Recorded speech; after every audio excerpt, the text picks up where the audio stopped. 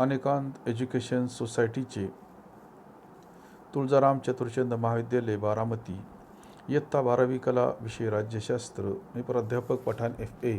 विद्यार्थी मित्रांनो, आपण भारतीय संविधान, भारतीय राज्यघटना पाहत आहोत आणि भारतीय राज्यघटना पाहत असताना किंवा भारतीय राज्यघटनेचा अभ्यास करत असताना आपण भारतीय राज्यघटनेची काही वैशिष्ट्ये पाहत आहोत की ज्याच्या माध्यमातून आपल्या लक्षात येणार आहे की भारतीय राज्यघटना नेमकी कशा पद्धतीची आहे. आणि याचा अभ्यास करत असताना आपण आधीच्या तासाला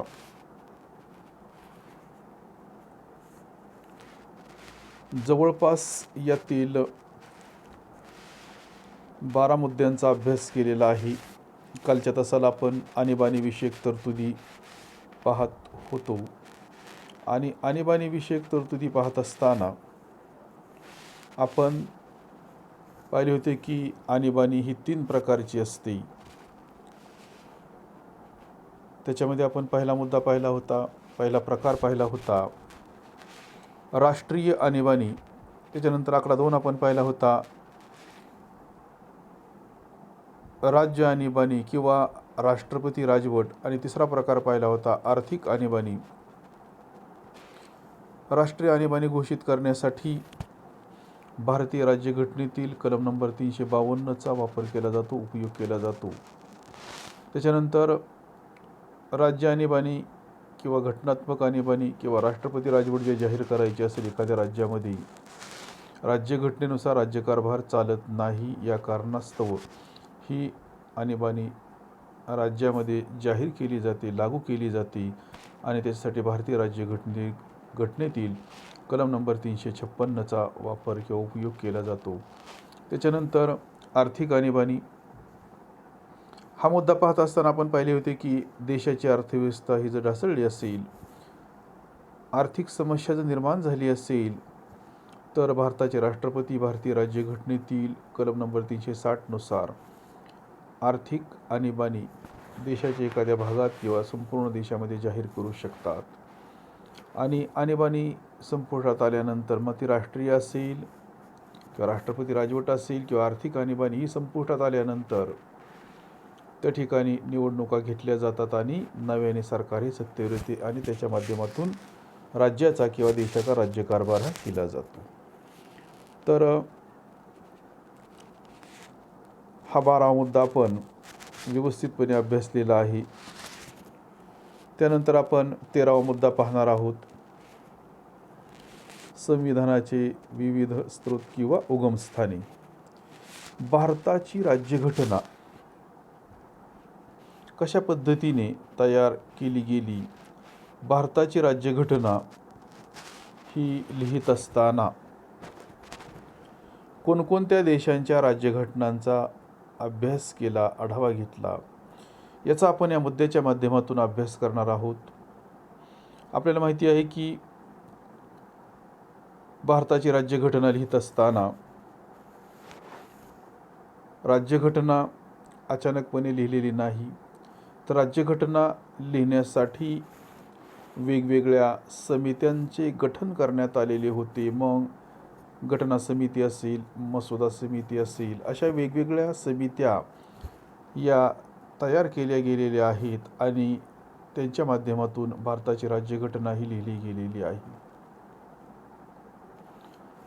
आणि भारताची राज्यघटना लिहित असताना आपल्याला माहिती आहे की 9 डिसेंबर 1946 मध्ये भारताची राज्यघटना लिहिण्यास प्रारंभ झाला आणि 26 नोव्हेंबर 1949 रोजी भारताची राज्यघटना लिहून तयार झाली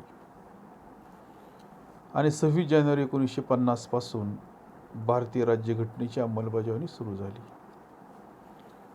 26 नोव्हेंबर 1949 दिवशी भारताची राज्यघटना लिहून तयार झाली आणि या दिवशीच घटना समितीने भारताच्या राज्यघटनेला मान्यता दिली. म्हणून हा दिवस 26 नोव्हेंबर हा दिवस आपण संविधान दिन म्हणून साजरा करतो. राज्यघटना लिहित असताना राज्यघटना लिहिण्यासाठी 2 वर्ष 11 महिने 2 वर्ष 11 महिने आणि 18 दिवसांचा कालावधी लागलेला आहे. 2 वर्ष 11 महिने 2 वर्ष 11 महिने आणि 18 दिवसांचा कालावधी लागलेला आहे. आणि त्याच्यानंतर भारताची राज्यघटना लिहून तयार झालेली आहे. आपल्याला माहिती आहे की 15 ऑगस्ट 1947 रोजी भारताला स्वातंत्र्याचा दर्जा प्राप्त झालेला आहे. परंतु राज्यघटना लिहावयास आधीपासूनच सुरुवात केलेली आहे. आणि राज्यघटना लिहित असताना किंवा राज्यघटना लिहिण्याआधी आपण वेगवेगळ्या देशांच्या राज्यघटना कशा पद्धतीच्या आहेत, त्यामध्ये जी कलमे आहेत, जे नियम आहेत, जे कायदे आहेत, ते कशा पद्धतीचे आहेत यांचा त्या ठिकाणी आपण अभ्यास केलेला आहे. आणि हा अभ्यास करत असताना किंवा त्या राज्यघटनांमधील काही गोष्टी घेत असताना आपण आहे तशा त्या स्वीकारलेल्या नाहीत. कारण त्या ठिकाणची असणारी परिस्थिती आणि आपल्या देशातील परिस्थिती याच्यामध्ये बऱ्याच प्रमाणामध्ये बदल आहे. आणि म्हणून त्या गोष्टी घेत असताना आपण आपल्या भारताला कशा पद्धतीने त्या लागू होतील याचा विचार करून आपण त्या गोष्टी घेतलेल्या आहेत, त्या आहेत तशा स्वीकारलेल्या नाहीत.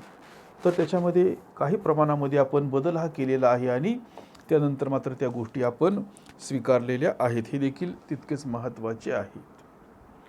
आणि जर आपण बारकाईने विचार केला तर जगभरातल्या संविधानांचा व्यवस्थितपणे अभ्यास करून भारताच्या परिस्थितीला त्या गोष्टी लागू ठरतील अशा काही कल्पना व तरतुदी आपण स्वीकारलेल्या आहेत. भारतीय राज्यघटनेचे शिल्पकार डॉक्टर बाबासाहेब आंबेडकर यांनी घटना समितीमध्ये म्हटल्याप्रमाणे आपल्या आधी तयार झालेल्या संविधानांचा अभ्यास करून त्यातून योग्य वाटणाऱ्या तरतुदी स्वीकारण्यात काही गैर नव्हते. म्हणजेच इतर देशांच्या राज्यघटनांचा अभ्यास करत असताना त्यातून योग्य वाटणाऱ्या तरतुदी आपण घेणं, आपण स्वीकारणं यात काही गैर नाही. म्हणूनच भारताच्या संविधानाच्या निर्मितीच्या मागे अनेक उगमस्थाने आहेत हे आपल्याला मान्य करावे लागणार आहे. मग या उगमस्थानांचा अभ्यास करत असताना किंवा या उगमस्थानांची माहिती घेत असताना आपल्याला माहिती आहे की भारताची राज्यघटना ही जगातील सर्वात मोठी लिखित राज्यघटना आहे आणि आदर्श अशा स्वरूपाची ती राज्यघटना आहे. आणि सर्वात महत्त्वाचे म्हणजे भारतीय नागरिकांना केंद्रबिंदू मानून भारताची राज्यघटना ही लिहिली गेलेली आहे आणि म्हणूनच ती भारतीय नागरिकांसाठी उपयुक्त अशा पद्धतीची राज्यघटना आहे. भारतीय राज्यघटनेची वेगवेगळी उगमस्थाने पाहत असताना आपण वेगवेगळ्या देशांमधून काय किंवा कोणकोणत्या गोष्टी स्वीकारल्या याचा अभ्यास करत असताना मग कॅनडाची राज्यघटना असेल, ब्रिटिश राज्यघटना असेल, फ्रेंच राज्यघटना असेल, आयर्लंडची राज्यघटना असेल किंवा संविधान असेल, अमेरिकेची राज्यघटना असेल किंवा ऑस्ट्रेलियाचे संविधान असेल, या वेगवेगळ्या देशांच्या राज्यघटनांचा अभ्यास करून आपण त्यातून काही महत्त्वाची तत्त्वे किंवा नियम हे स्वीकारलेले आहेत. मग कॅनडाची राज्यघटना, या राज्यघटनेचा अभ्यास करत असताना किंवा या राज्यघटनेमधून आपण काय घेतले याचा अभ्यास करत असताना आपल्याला काही गोष्टी या नमूद कराव्या लागतील. याच्यामध्ये व्यवस्थित आहे का विद्यार्थी मित्रांनो, याच्यामध्ये कॅनडाच्या राज्यघटनेमधून आपण प्रभावशाली केंद्र शासन असलेले संघराज्य व्यवस्था, त्याचप्रमाणे शेषाधिकार केंद्राकडे, या गोष्टी आपण कॅनडाच्या राज्यघटनेमधून स्वीकारलेल्या आहेत. भारताने संघराज्य शासन पद्धतीचा स्वीकार केलेला आहे. भारतामध्ये संसदीय शासन पद्धती आहे. संघराज्य शासन पद्धतीचा स्वीकार करत असताना आम्ही संघराज्य शासन पद्धती का स्वीकारली? संघराज्य शासन पद्धती म्हणजे काय? तर ज्या शासन पद्धतीमध्ये देशाचे छोटे छोटे विभाग केले जातात, म्हणजेच छोटी छोटी घटक राज्ये निर्माण केली जातात आणि त्यांच्यामध्ये सत्तेचे जे वाटप केले जाते, अशा शासन पद्धतीला संघराज्य शासन पद्धती असे म्हणतात.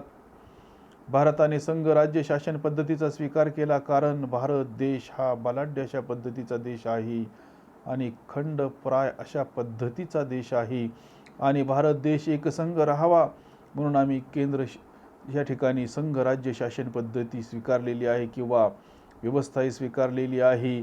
आणि या व्यवस्थेचा स्वीकार करत असताना आम्ही केंद्र शासन हे मजबूत बनवलेले आहे, म्हणजेच आम्ही दिल्लीच्या सरकारला मजबूत बनवलेले आहे, म्हणजेच आम्ही दिल्लीच्या सरकारला म्हणजेच पंतप्रधान आणि त्यांचं असणारं मंत्रिमंडळ यांना आम्ही व्यापक प्रमाणामध्ये अधिकार दिलेले आहेत. कारण देश एकसंघ राहावा म्हणून. आपल्याला माहिती आहे की आपण भारतीय राज्यघटनेचा अभ्यास करत असताना 3 वेगवेगळ्या सूच्या आपण पाहिलेल्या आहेत. या सूच्यांचा अभ्यास करत असताना मग केंद्र सूची असेल, घटक राज्य सूची असेल किंवा मध्यवर्ती सूची असेल किंवा समवर्ती सूची असेल, तर केंद्र सूचीचा विचार करत असताना याच्यामध्ये जास्त विषय देण्यात आलेले आहेत. राज्य सूचीमध्ये त्यापेक्षा कमी विषय देण्यात आलेले आहेत आणि समवर्ती सूचीमध्ये किंवा मध्यवर्ती सूचीमध्ये कमी विषय आहे, 47 विषय देण्यात आलेले आहेत. आणि इतर जे काही अधिकार आहेत, शेषाधिकार, की जे आपण कॅनडाच्या राज्यघटनेकडून घेतलेले आहेत, हे शेषाधिकार आम्ही केंद्र सरकारकडेच ठेवलेले आहेत. म्हणजेच आम्ही प्रभावशाली केंद्र शासन असलेली संघराज्य शासन पद्धती आणि शेषाधिकार केंद्राकडे, या गोष्टी आम्ही कॅनडाच्या राज्यघटनेकडून स्वीकारलेल्या आहेत.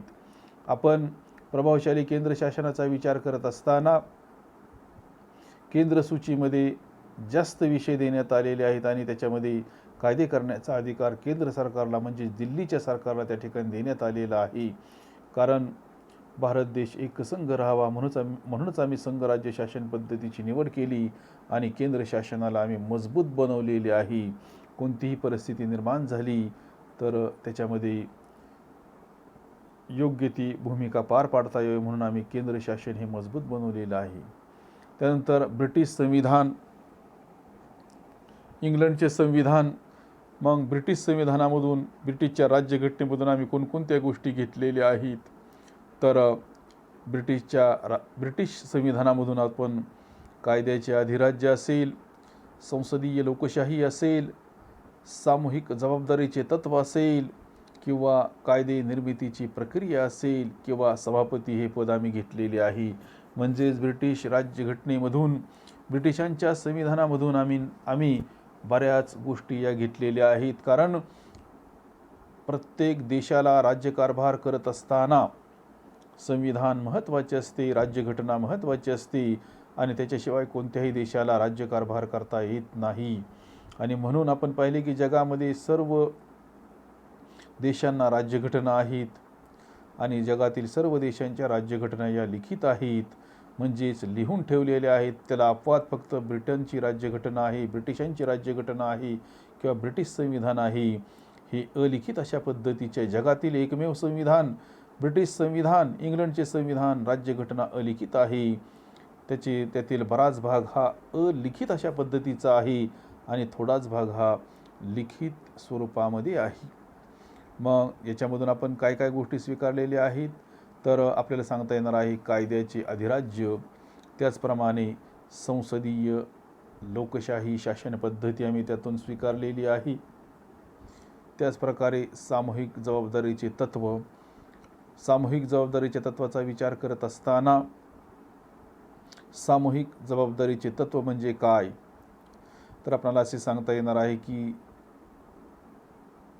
संसदीय लोकशाही शासन पद्धतीमध्ये किंवा संघराज्य शासन पद्धतीमध्ये सत्ताधारी पक्ष हा जबाबदारीने बघतो. कारण आपल्याला जनतेने कशासाठी निवडून दिलेले आहे ही त्याला माहिती असते आणि याच्यामध्ये विरोधी पक्ष हा सुद्धा जबाबदारीने बघतो. त्याला माहिती आहे की मी जर चांगल्या पद्धतीने जनतेचे प्रश्न सत्ताधारी पक्षासमोर जर मांडले, सरकारमध्ये जर मांडले तर येणाऱ्या निवडणुकांमध्ये जनता मलासुद्धा त्या ठिकाणी सत्ताधारी होण्याचा बहुमान त्या ठिकाणी प्राप्त करून देईल. म्हणून संसदीय लोकशाही शासन पद्धतीमध्ये सत्ताधारी पक्ष आणि विरोधी पक्ष दोन्ही जबाबदारीने वागत असतात. त्याच पद्धतीने आपल्याला हे सुद्धा सांगता येणार आहे की अशा शासन पद्धतीमध्ये पंतप्रधानांचा राजीनामा हा संपूर्ण मंत्रिमंडळाचा राजीनामा समजला जातो. म्हणजेच किंवा मुख्यमंत्र्यांचा राजीनामा हा संपूर्ण मंत्रिमंडळाचा राजीनामा हा मानला जातो. म्हणजेच पंतप्रधानांनी राजीनामा दिल्यानंतर मंत्रिमंडळ बरखास्त होते आणि राज्याच्या मुख्यमंत्र्यांनी जर राजीनामा दिला काही कारणास्तव तर त्या ठिकाणी संपूर्ण मंत्रिमंडळ बरखास्त होते. म्हणूनच ही जी काही पद्धत आहे, सामूहिक जबाबदारीचे तत्त्व, सर्वांसाठी एक आणि एकासाठी सर्व, अशा पद्धतीचे जे तत्त्व आहे, तर हे तत्त्व आम्ही ब्रिटिश संविधानामधून स्वीकारलेले आहे. त्याच पद्धतीने कायदे निर्मितीची प्रक्रिया, कायदा हा कसा तयार होतो, तर आपल्याला माहिती आहे की भारताची संसद ही 2 सभागृहांची मिळून बनलेली आहे. तर एक सभागृह म्हणजे लोकसभा आणि दुसरे सभागृह म्हणजे राज्यसभा. लोकसभा हे सभागृह किंवा यातील जे काही प्रतिनिधी असतात हे 5 वर्षांसाठी निवडले जातात आणि राज्यसभा ही स्थायी सभागृह आहे, कायम स्वरूपाचे सभागृह आहे आणि ती कधीही बरखास्त होत नाही. त्यातून काही सभासद ठराविक काळानंतर निवृत्त होतात आणि तेवढेच सभासद पुन्हा नव्याने निवडले जातात. म्हणून याला आपण स्थायी सभागृह असे म्हणतो. मग कायदे निर्मितीची प्रक्रियाचा अभ्यास करत असताना किंवा हे तत्त्व काय आहे जे आम्ही ब्रिटिश संविधानातून स्वीकारलेले आहे, तर कायदा कसा तयार होतो, तर सुरुवातीला एखादे विधेयक संसदेच्या कोणत्याही सभागृहामध्ये मांडले जाते. मग ते लोकसभा असेल किंवा राज्यसभा असेल. अर्थविधेयक सोडून अर्थविधेयक सुरुवातीला लोकसभेमध्ये मांडले जाते आणि नंतर राज्यसभेमध्ये ते मांडले जाते. अर्थविधेयक सोडून इतर सर्व विधेयके संसदेच्या कोणत्याही सभागृहामध्ये आधी मांडली जातात. मग विधेयक म्हणजे काय, तर कायद्याचा कच्च्या स्वरूपातील मसुदा म्हणजे विधेयक होय. कायद्याची प्राथमिक अवस्था म्हणजे विधेयक होय. आणि हे विधेयक मांडल्यानंतर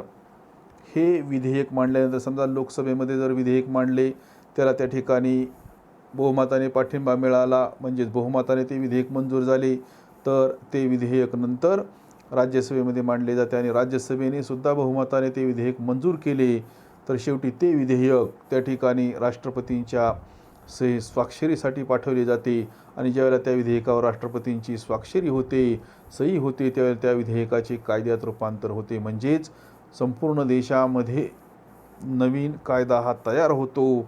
तर अशा पद्धतीने कायदे निर्मितीची जी काही प्रक्रिया आहे, ही प्रक्रिया आम्ही ब्रिटनच्या संविधानामधून स्वीकारलेली आहे. आणि त्याचप्रमाणे सभापती हे पद आपल्याला माहिती आहे की लोकसभाचे जे काही सभापती असतात, हे सभापती पद जे काही आहे, हे पद आम्ही ब्रिटिश संविधानामधून स्वीकारलेले आहे. त्याचप्रमाणे फ्रेंच राज्यघटना 1789 फ्रेंच राज्यघटना झाली. 1789 फ्रेंच राज्यक्रांती झाली आणि या राज्यक्रांतीच्या माध्यमातून जगाला काही तत्त्वेही मिळालेली आहेत की ही जी तत्त्वे मानवाला जीवन जगण्यासाठी महत्त्वाची असतात. 1789 फ्रेंच राज्यक्रांती झाली आणि या फ्रेंच राज्यक्रांतीने जगाला स्वातंत्र्य, समता व बंधुता ही तत्त्वे दिली आणि आम्ही सुद्धा ही तत्त्वे आमच्या राज्यघटनेमध्ये स्वीकारलेली आहेत. कारण ही तीनही तत्त्वे किंवा ही तीनही मूल्ये मानवी जीवनाचा आधार आहेत आणि या तीनही मूल्यांच्या माध्यमातून व्यक्तीला विकास करण्याची संधी त्या ठिकाणी प्राप्त होते. आणि म्हणून स्वातंत्र्य, समता आणि बंधुता ही तत्त्वे आम्ही फ्रेंच राज्यघटनेतून स्वीकारलेली आहेत. स्वातंत्र्य म्हणजे काय, तर आपल्याला माहिती आहे की व्यक्तीचे व्यक्तिमत्व विकसित होण्यासाठी आवश्यक असलेली परिस्थिती म्हणजे स्वातंत्र्य होय. आणि याच्याशिवाय व्यक्तीचा विकासच होणार नाही, समतेशिवाय व्यक्तीचा विकास होणार नाही आणि त्याचबरोबर बंधुत्वाची भावना असल्याशिवाय सुद्धा समाजामध्ये चांगल्या पद्धतीचे वातावरण निर्माण होणार नाही. आणि म्हणून या काही गोष्टी आहेत, स्वातंत्र्य असेल, समता असेल, बंधुता असेल, या गोष्टी मानवी जीवनाचा आधारस्तंभ आहेत किंवा मानवाचे जीवन याच्यावरच अवलंबून आहेत. आणि म्हणून यासुद्धा गोष्टी आम्ही फ्रेंच राज्यघटनेतून घेतलेल्या आहेत. तर विद्यार्थी मित्रांनो, आपण आज याच ठिकाणी थांबणार आहोत आणि राहिलेला भाग आपण नंतरच्या तासाला पाहणार आहोत.